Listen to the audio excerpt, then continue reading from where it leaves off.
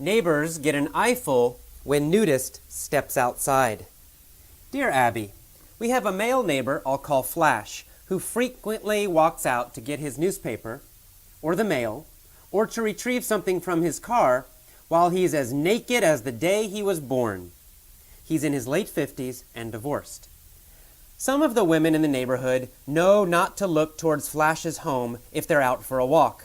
They have discovered that he is most likely in the buff, standing at his glass door or sitting at his front office computer with the door open. Flash is otherwise a likable and helpful neighbor. We hesitate to say anything. We do not want to say anything that might destroy that relationship. It's not against the law to be a nudist or for a woman to go topless in public in this city. However, to see a fella streak to his car is a little surprising and unsettling, even for another adult.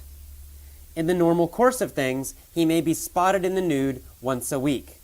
I can only assume this goes on daily, but thankfully, our paths don't cross more than once a week. Is this something we should be concerned about? Startled in Austin, Texas. Hello, welcome to the vocabulary audio for the nudist lesson. Let's get started with the vocabulary. Neighbors get an eyeful when nudist steps outside. Let's talk about an eyeful. To get an eyeful means to see a lot, right? I mean, it fills your eyes. You say, wow, that was an eyeful, or I got an eyeful. It means you saw a lot of something. In this case, a lot of somebody's body.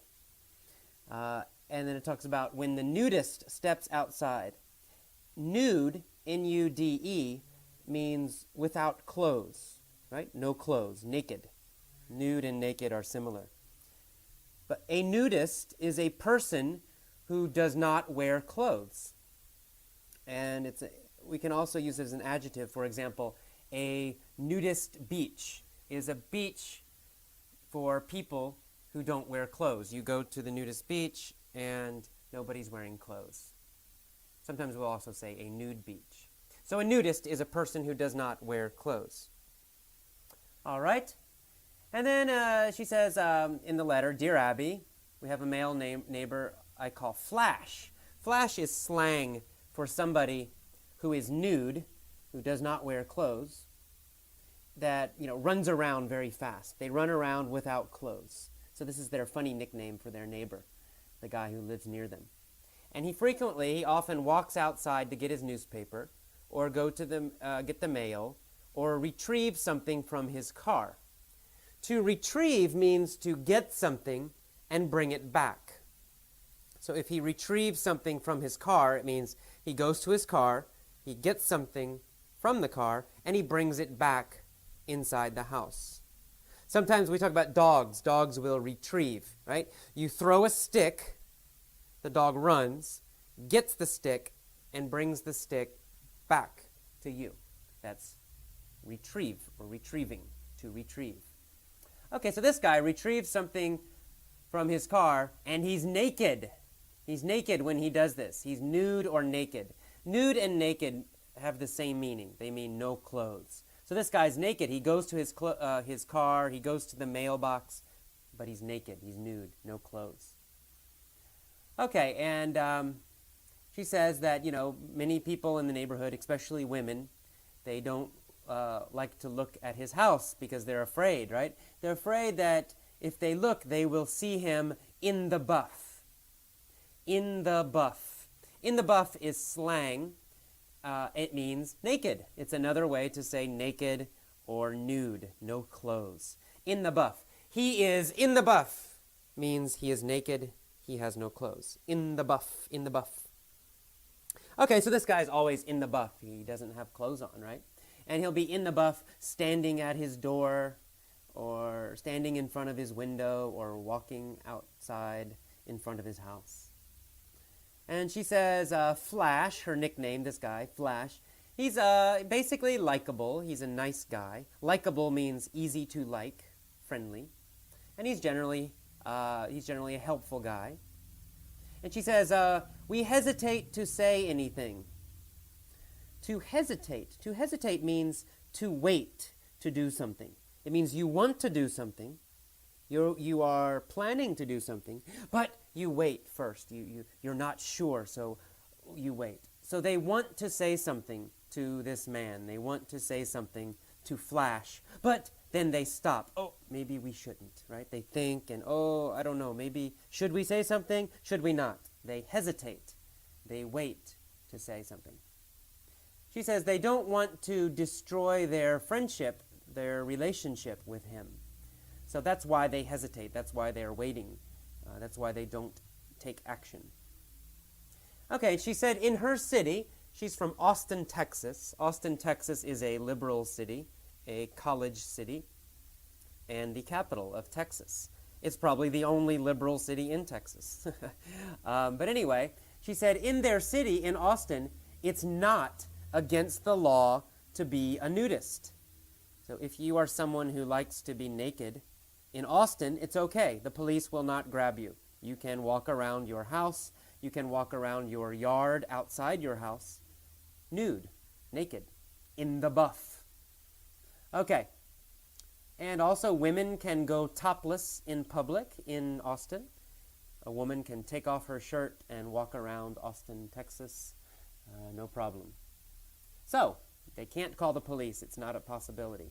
The police won't do anything. She says, however, to see a fella streak to his car is surprising and unsettling. All right, fella means guy, right? G-U-I or man. A fella. It's kind of an old word, really. For not many people say fella anymore. You might have heard the movie Goodfellas, right? It means good guys or good men. So fella means man or guy, fella. But it's an old word, maybe a 1950s word. Okay, and then the verb to streak. She says to see a fella streak to his car. To streak means to run naked, to run nude, to run naked. So you have no clothes and then you run across the street or you run somewhere. So you're running and you're in the buff. You're running and you're naked. That's called streaking or to streak. The verb is to streak. And she says this is unsettling. Unsettling.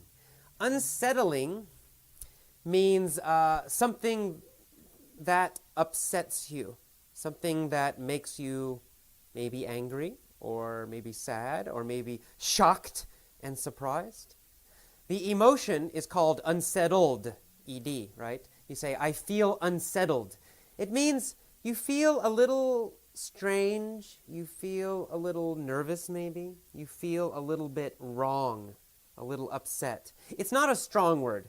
If you say, I feel unsettled, it's not strong. It's weaker than upset. Upset is strong. I'm upset means you feel strong emotion. If you say, I feel unsettled, it means you feel a little wrong, but it's not too strong. It's not very strong. Okay. And then she says, in the normal course of things, that's a common phrase. It means in normal life, in normal daily life, in the normal course of things. He, Flash, this neighbor, he may be spotted in the nude once a week.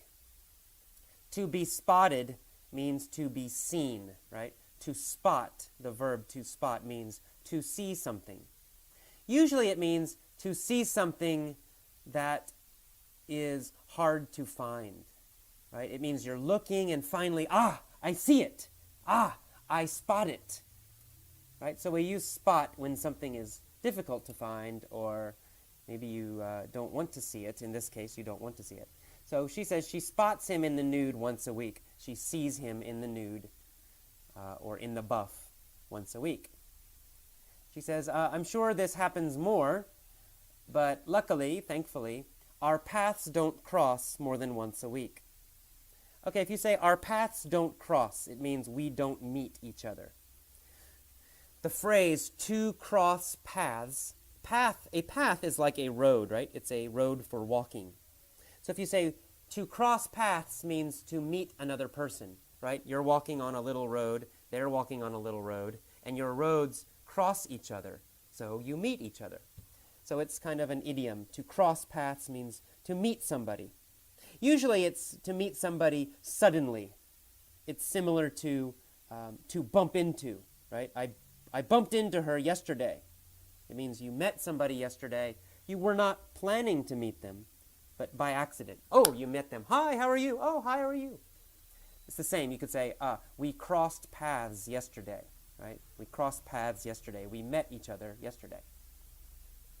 Okay, she says this happens once a week. She crossed paths with the naked guy once a week. She sees him once a week. And then finally, she asks Abby, is this something we should be worried about, concerned about? To be concerned means to be worried. Concerned means worried. And then finally, she signs her name. She signs it Startled in Austin, Texas. Startled means surprised or shocked. Sometimes both ideas, surprised and shocked. Startled. So if I shout suddenly, right? I startled you. I can use it as a verb. I startled you. I startle you. It means I surprise you. It can also be an emotion. You can say, I was startled, right? Or he made me feel startled. So it can be a feeling. So if you say startled, an emotion, an adjective. Or it can be a verb. He startled me. He surprised me. All right, that is all for the vocabulary for the Nudist lesson. Go on now to the mini story. See you next time. Bye-bye. Okay, welcome to the mini story lesson for Nudist. Let's get started. Sarah longs for a fella named Bobby. She loves him deeply. But Bobby lives in Norway, and Sarah lives in San Francisco. Every day, Sarah thinks about Bobby and feels unsettled. Finally, she decides she must see him to be happy. She flies to Norway to retrieve him and bring him back to San Francisco. She spots him at a beach. She wants to run to him, but she hesitates because he's in the buff. She's shocked and startled because he's with a beautiful, busty woman who is also in the buff. Sarah starts to cry. Then she runs away. She returns to San Francisco. Sarah and Bobby never cross paths again. All right, let's go up to the top with questions.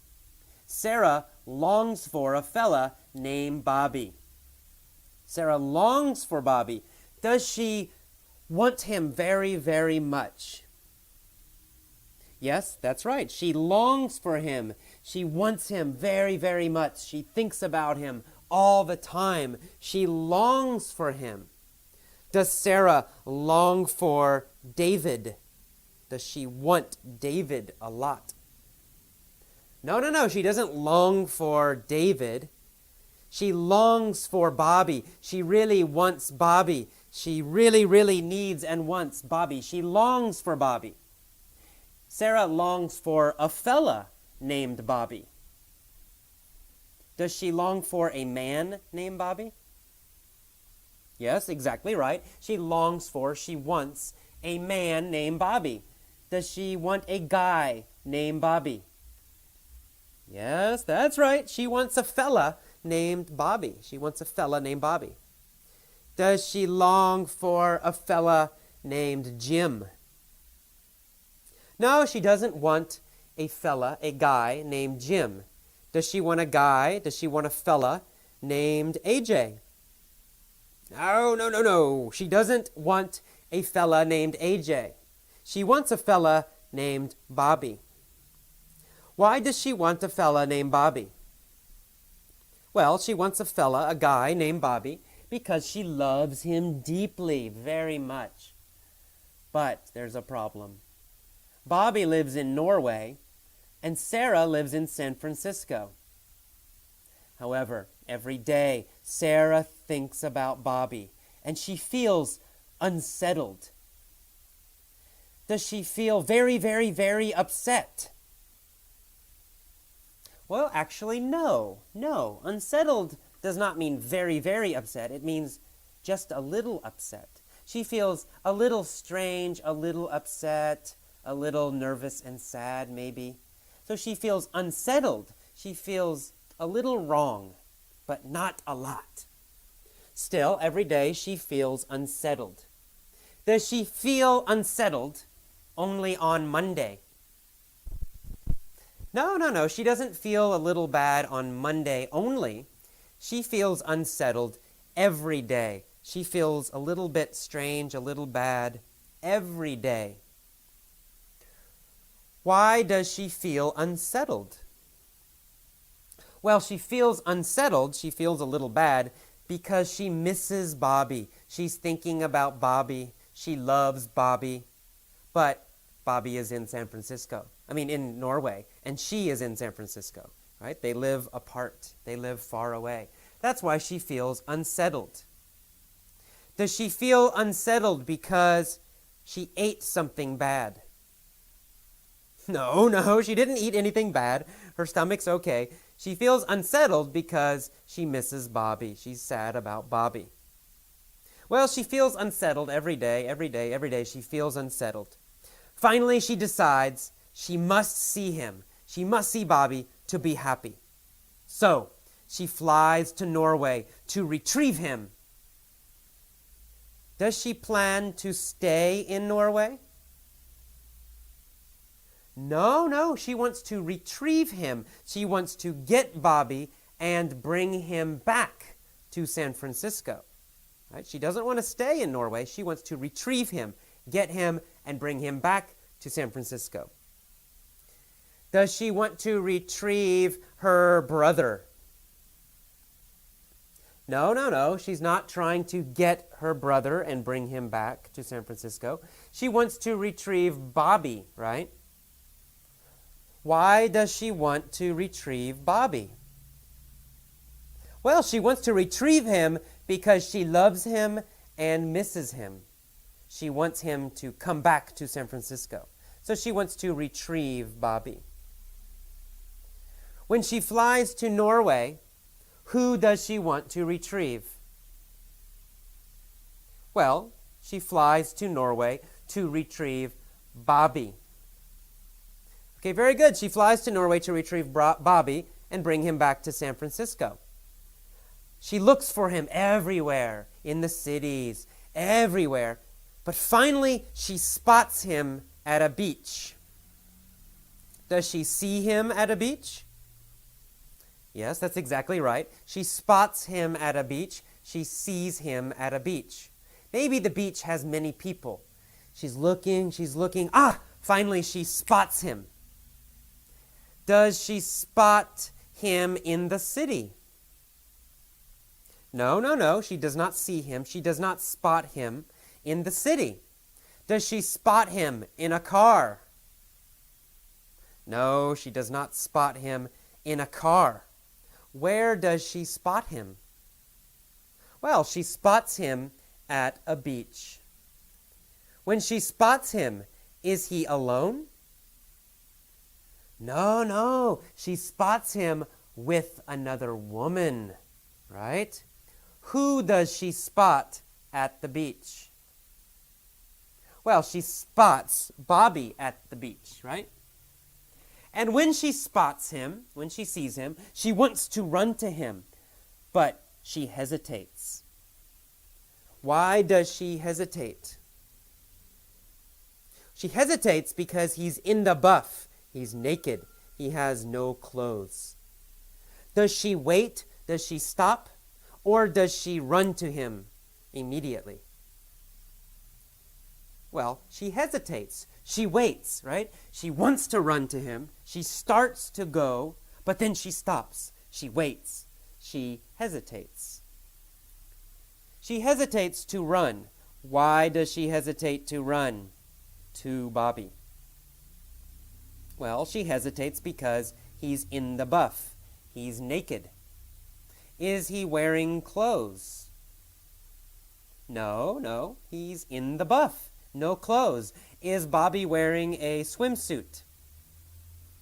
No, Bobby is not wearing a swimsuit. He is in the buff. He's in the buff. He is naked. He has no clothes. Does Sarah see other people in the buff? Yes, she does. She sees another person. She sees a beautiful, busty woman who is also in the buff. Does this woman have large breasts?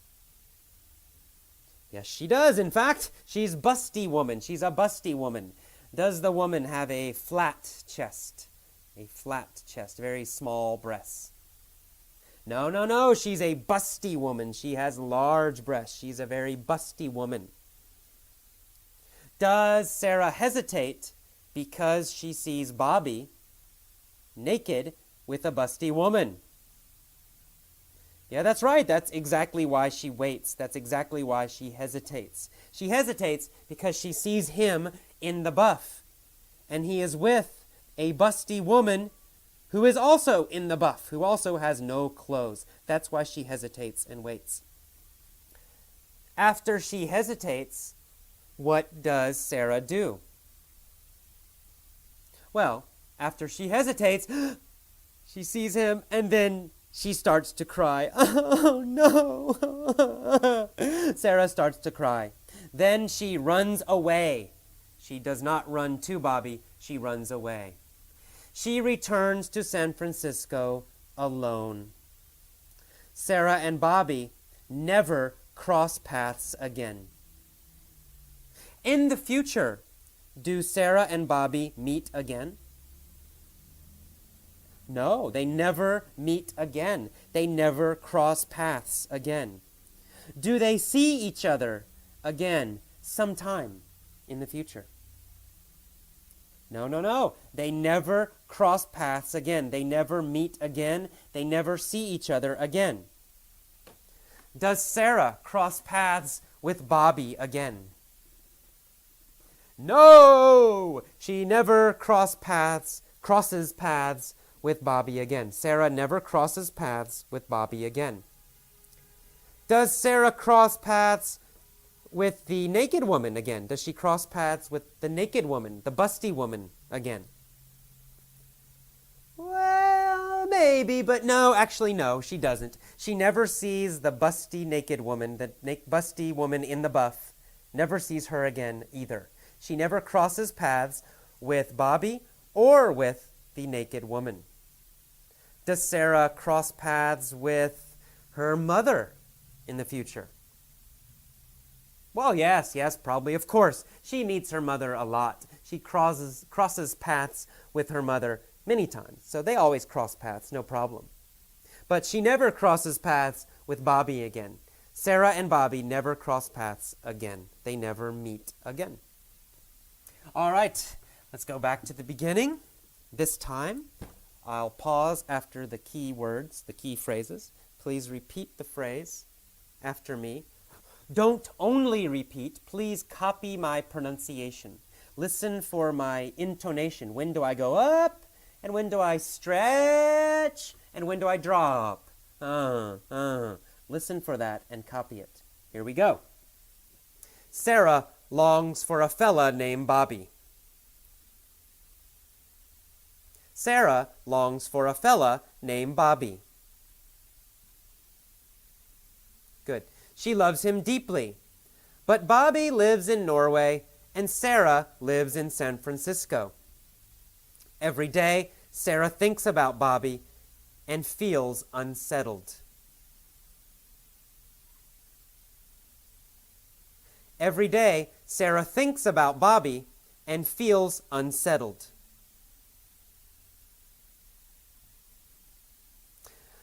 Finally, she decides she must see him to be happy. She flies to Norway to retrieve him. She flies to Norway to retrieve him. Good. She flies to Norway to retrieve him and bring him back to San Francisco. She spots him at a beach. Good.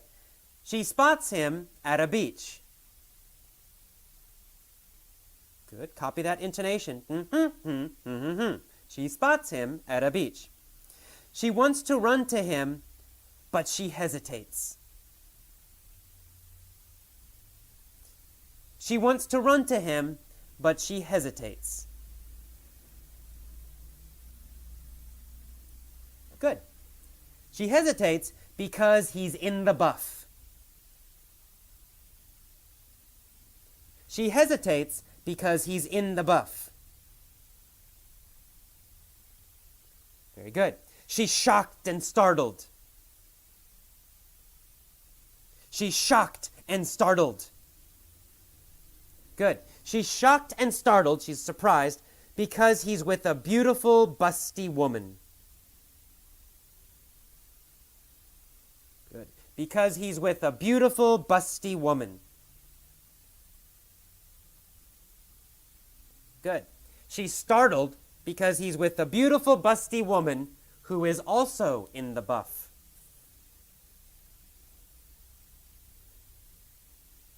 Good. She's startled because he's with a beautiful, busty woman who is also in the buff.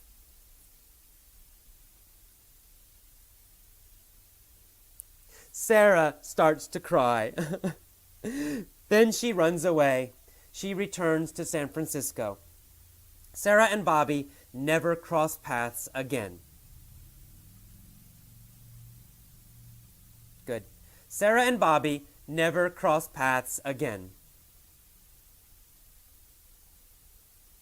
Okay, very good. Please pause and tell all of the story again. Tell the entire story. Try to use all the new phrases and vocabulary. All right, I will see you next time. When you finish, go to the point of view story. Bye-bye. Okay, let's get started. It's the point of view mini stories for the Nudist lesson. Are you ready? First, we're going to go back to the past, last week. Last week, Sarah longed for a fella named Bobby. She loved him deeply. But Bobby lived in Norway, and Sarah lived in San Francisco. Sarah thought about Bobby every day and felt unsettled. Finally, she decided she must see him to be happy.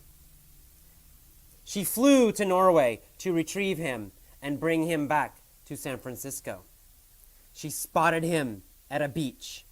She wanted to run to him, but she hesitated because he was in the buff. She was shocked and startled because he was with a beautiful, busty woman who was also in the buff. Sarah started to cry. Then she ran away. She returned to San Francisco just yesterday. Sarah and Bobby never crossed paths again. All right, very nice. Let's do another one now. We're going to start with since middle school. Since middle school for version number 2. Since middle school, Sarah has longed for a fella named Bobby. She has loved him deeply all that time since middle school until now. But Bobby has lived in Norway for 10 years, and Sarah has lived in San Francisco. Every day, Sarah has thought about Bobby and has felt unsettled. Well, finally one day, she decided she must see him to be happy. So she flew to Norway to retrieve him and bring him back to San Francisco. She spotted him at a beach one day. She wanted to run to him, but she hesitated because he was in the buff. She was shocked and startled because he was with a beautiful, busty woman who was also in the buff. Sarah started to cry. Then she ran away. She returned to San Francisco. Sarah and Bobby never crossed paths again.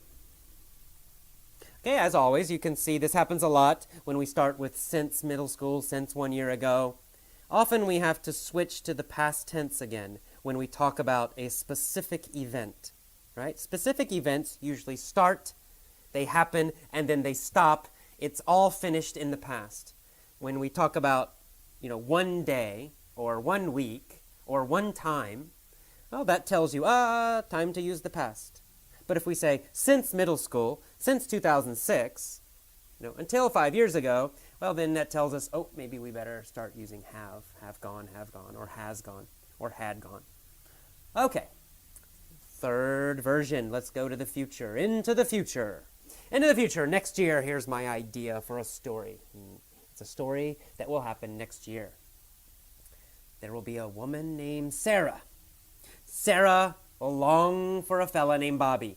She'll love him deeply. But Bobby will live in Norway, and Sarah will live in San Francisco. Every day, Sarah will think about Bobby, and she'll feel unsettled. Finally, she'll decide she must see him to be happy. She'll fly to Norway to retrieve him and bring him back to San Francisco. She'll spot him at a beach.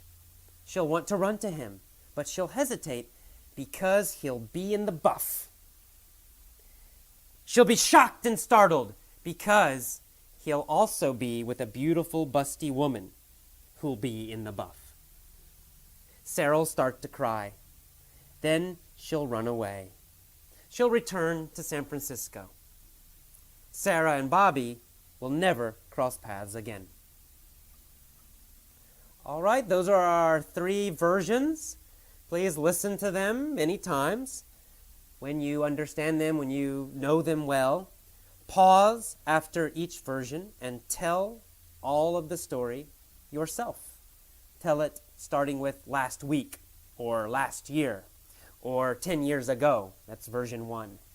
And then tell it again, starting with since middle school, or since high school, or since 2002. That's version number 2. And then tell it again in the future, next year, in the year 2010, or next month. Okay, practice all 3 versions, and that's all. Okay, let's do the commentary for the Nudist lesson. Kind of a funny Dear Abby letter. Okay, here we go. So, imagine this situation. You are living in your neighborhood, probably a nice little suburban neighborhood, little nice houses. And one of your neighbors is always naked. He walks to his mailbox, he's naked. He walks to his car to get something, he's naked. He opens his windows or his doors, you can see him naked inside his house. Would this bother you? Now, I did this lesson in my class here in San Francisco. Most of my students are Asian. So I think Asian society, Asian cultures in general, are more conservative, more worried about nudity or nakedness compared to, let's say, Europe might be on the other side. In my experience, European people seem more relaxed about this kind of thing. And Americans probably in the middle. Europeans think we are too worried about nudity and nakedness, and Asian people probably think we're too liberal, too open about it. So anyway, it's always interesting with Dear Abby letters in my classes because I get to see the opinions of other students from other cultures. I'd say most of my students, I have a combination. I have a lot of Japanese students, a lot of Korean students, a lot of Thai students, and a lot of Mongolian students. And I just got a German student, but not so many Europeans, a few sometimes, and then a fair number of students from South America also. Right now I have one student from Paraguay. So they always have different ideas about these Dear Abby letters based on their personal values and also sometimes based on their culture. So anyway, what do you think? I would like you go to the forums and write, what should they do about this? Should they ignore him? It's no problem, right? So what? He's in the buff. It doesn't matter. The human body is natural. Why should we worry if the man is in the buff? So maybe they should not worry about this fella, right? Not worry about this guy just because he's in the buff. So what? They feel a little unsettled. They feel a little upset, but not much. So maybe it's not a big problem. Especially in this city, it's not against the law. It's not illegal. Or maybe you have another idea. Maybe you think that, oh wow, this is terrible, right? So in my class, some people mention children. What if children in the neighborhood see this man naked? Maybe this man has some weird problem. Why does he want people to see him naked all the time? Why is he doing this? Why does he want that attention? Maybe he has some kind of strange problem. Is he wanting women to look at him, or what is it? So other people in my class, thought it was definitely a problem and that the neighbors should do something. So, I guess you might have other ideas. Maybe you think it's a problem, maybe you don't. But anyway, go to the forums and write your opinion. What do you think should be done in this situation? Now, if you want to talk about a more serious topic, this is kind of a funny article, obviously, not so serious. But there is another serious issue which is connected to this, I think. And that is the idea of consensual behavior. And sometimes we call it in English consensual crimes, if something is against the law, if it is illegal. And consensual means you agree, to agree. So consensual, it's an adjective. It means something that is agreed.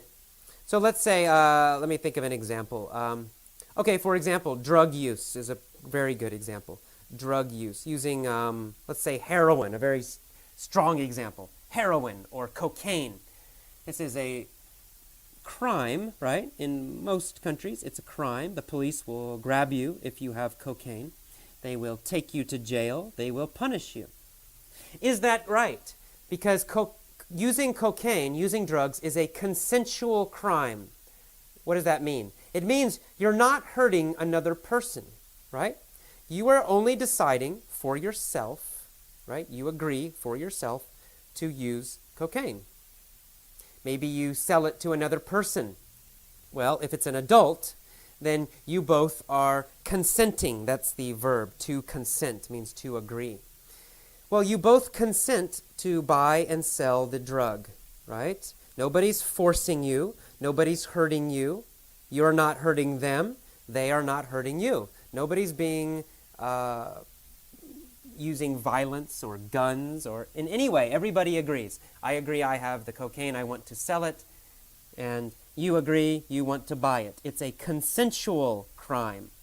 It's a crime. The police will arrest you. But it's a consensual crime. It's different than a violent crime, right? If you hurt another person, if you hit them and take their money, that's not a consensual crime. The person did not agree. They did not ask you to hit them. They did not ask you to take their money.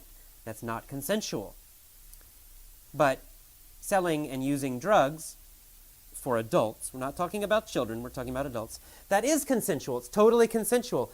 So a lot of people in America, especially in the United States, they think, well, we should not punish consensual crimes. If somebody wants to use cocaine, if somebody chooses to become a drug addict, that's their problem, right? We should not put them in jail. That's their choice. It's a stupid choice, probably, but it's still their choice. They are adults. They are consenting to do this. They are choosing to do it. They're agreeing. So we should not waste time. We should not waste money with police, paying the police to catch them and then put them in jail. In jail, we spend a lot of money. We have to pay for their food. We have to pay for the building. We have to pay for the guards, right, to watch them. It's very, very expensive.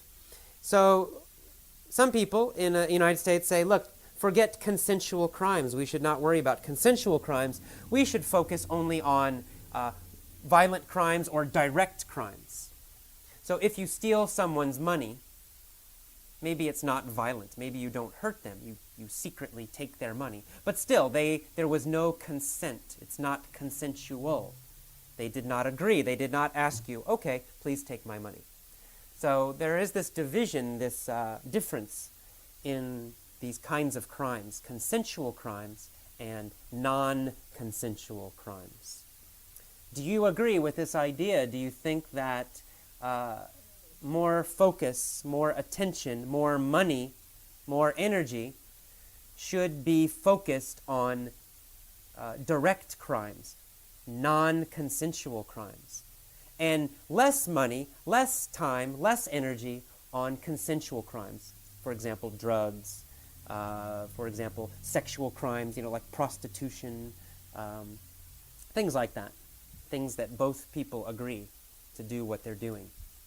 Anyway, it's a very interesting idea. Different countries have different ideas about this. A few countries, in Europe, also have this idea. I think, Amsterdam is the most famous example. I think Portugal and even England, to some degree, somewhat, have this idea, especially about what they call soft drugs like marijuana, alcohol, tobacco. They don't worry about these. These are consensual crimes. They don't worry too much about them. Same with prostitution. If a woman chooses to take money for sex, they don't worry about it. Both people are agreeing.